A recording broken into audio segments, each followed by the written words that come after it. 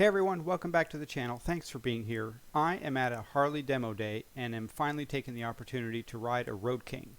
This is the 2023 Road King Special.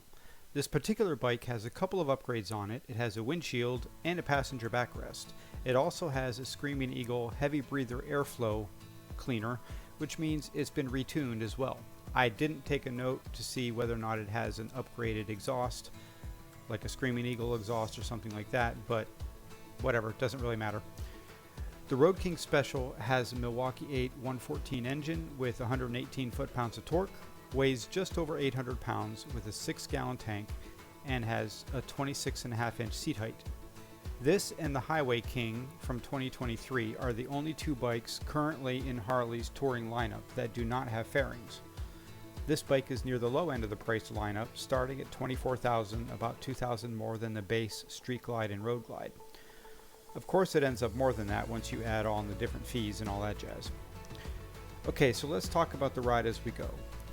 Unfortunately, we're near a major metropolitan area, so it's not likely we're going to hit any back roads or twisties, and since we're in a group of 8 or 10 people, I'll need to stay in position and not do any passing or slingshots or anything like that, so sorry, it's not going to be that exciting of a ride. But if you're still here and haven't subscribed to the channel yet, I'd appreciate it if you would like and subscribe. Hit that notification bell. I appreciate that. The first thing I notice is that the heavy breather air cleaner is in a really bad spot on this particular bike. In fact, I smacked my shin on it a little bit ago, moving my leg forward to hit the back brake. That's not an upgrade I would recommend for this bike, just because of how close it is to your leg. It already has a 114 engine. I'm not sure why you would need an upgraded air filter along with it that sticks out and is easy to whack your leg on. Moving on, the bike handles fairly well and is decently comfortable to ride. Its biggest competitor is the Indian Springfield. I personally see pros and cons to both, actually. I did a comparison review of the Springfield and Road King a few months ago, and I actually rode the Springfield last week. In my comparison review a few months ago, I put the Springfield as a better bike, but now that I've finally ridden the Road King, I'm not sure on that anymore. The handlebars on the Indian are more comfortable since they have more pullback. The bars on the Road King Special are too far forward for short people like me, unless you like to lean forward a little in a more aggressive ride stance.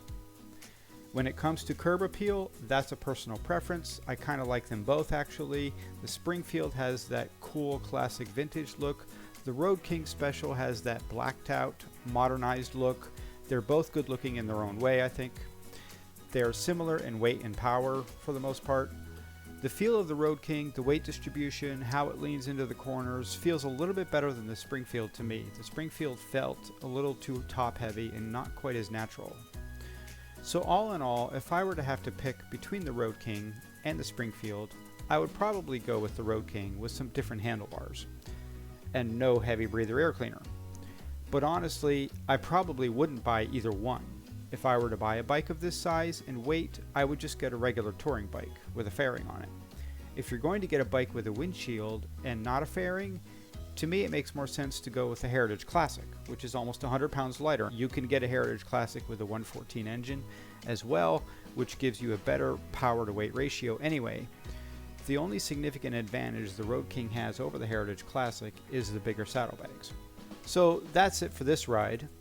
I was excited to finally ride a Road King, and it was fun for the most part, but now that I have, I know that I probably wouldn't buy one if given the opportunity. So thanks everyone, stay tuned, another video from this demo day will be coming up shortly. Talk to you all later, have a good one.